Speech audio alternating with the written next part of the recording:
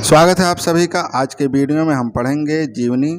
प्रश्न है, रामधारी सिंह दिनकर के जीवन परिचय एवं साहित्यिक योगदान पर प्रकाश डालिए। यह प्रश्न 2009 में आया था। इस प्रश्न को दूसरे तरीके से भी पूछा जा सकता है, रामधारी सिंह दिनकर का जीवन परिचय दीजिए एवं उनकी एक रचना का नाम उल्लेख कीजिए। ये सब प्रश्न इन वर्षों में आए हुए हैं। उत्तर में लिखेंगे। भूमिका है, हिंदी के प्रसिद्ध कवि व क्रांति गीतों के अमर गायक श्री रामधारी सिंह हिंदी साहित्याकाश के दीप्तिमान दिनकर हैं।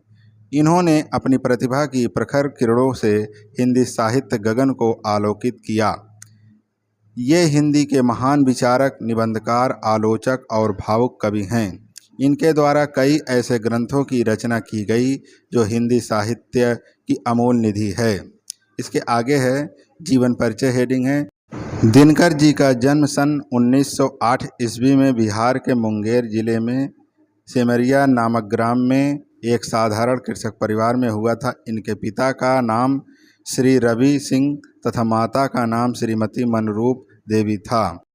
अल्प आयु में ही इनके पिता का देहांत हो गया था। इन्होंने पटना विश्वविद्यालय से बीए की परीक्षा उत्तीर्ण की और इच्छा होते हुए भी पारिवारिक कारणों से न आगे पढ़ सके और कुछ ही दिनों तक इन्होंने माध्यमिक विद्यालय में मोकामा घाट में प्रधानाचार्य के पद पर कार्य किया।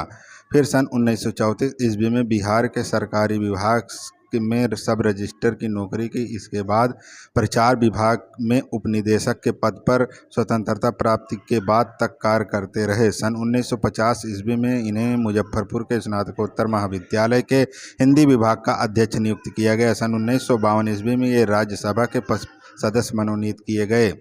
इसके बाद इन्होंने भागलपुर विश्वविद्यालय के कुलपति, भारत सरकार के गृह विभाग में इन्होंने हिंदी सलाहकार और आकाशवाणी के निदेशक के रूप में कार्य किया।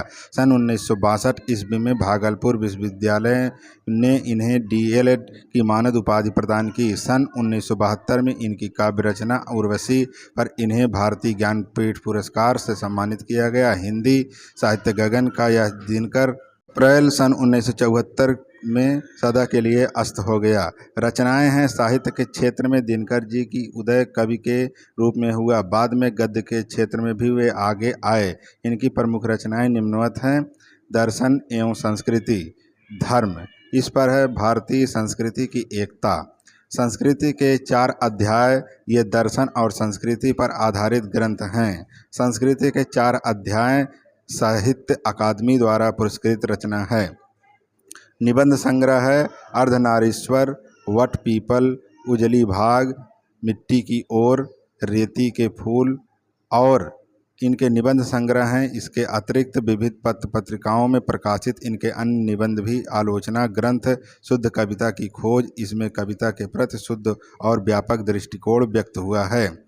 यात्रा साहित्य, देश विदेश, बाल साहित्य, मिर्च का मजा, सूरज का ब्याह आदि। काव्य रेणुका, हुंकार, रसवंती, कुरुक्षेत्र, सामधेनी, प्रणभंग, प्रथम काव्य रचना, उर्वशी, महाकाव्य, रश्मिरथी और परशुराम की प्रतिज्ञा। खंड काव्य हैं। ये दिनकर जी की राष्ट्रप्रेम और क्रांति की ओजस्वी भावना से पूर्ण काव्य ग्रंथ हैं। शुद्ध कविता की ओज खोज दिनकर की एक आलोचनात्मक ग्रंथ है जिसमें इन्होंने काव्य के संबंध में अपना व्यापक दृष्टिकोण व्यक्त किया है। साहित्य में स्थान, क्रांति का बिगुल बजाने के वाले दिनकर जी कवि की ही नहीं अपितु एक सफल गद्यकार भी थे।